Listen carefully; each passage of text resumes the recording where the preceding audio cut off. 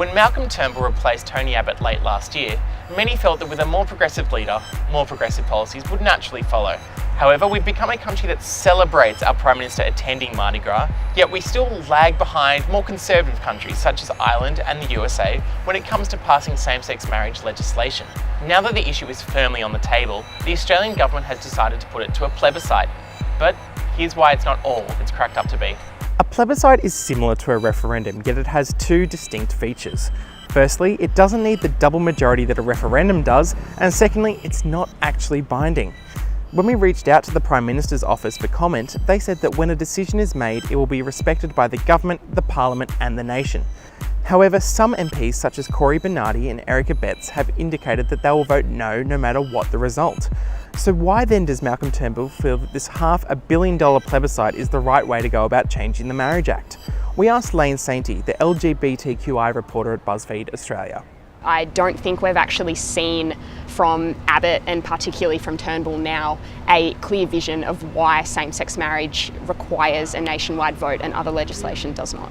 Legalising same-sex marriage is important in Australia because under federal law it is in a lot of ways the last frontier between same-sex couples being able to say we are seen as equal under the law. The plebiscite was initially introduced about midway through last year by the Abbott government, largely as a delaying tactic. As the debate over the plebiscite has played out since the middle of last year, I think we've seen a very large amount of upset and hurt and disenfranchisement from the LGBTI community who really do feel as though their rights have been turned into a political football of sorts. People like the Australian Christian Lobby come out and call for the actual overturning of anti-discrimination laws during a plebiscite, which would essentially allow for hate speech to take place during that debate. The opposition party has committed to passing same-sex marriage in Parliament within 100 days if elected.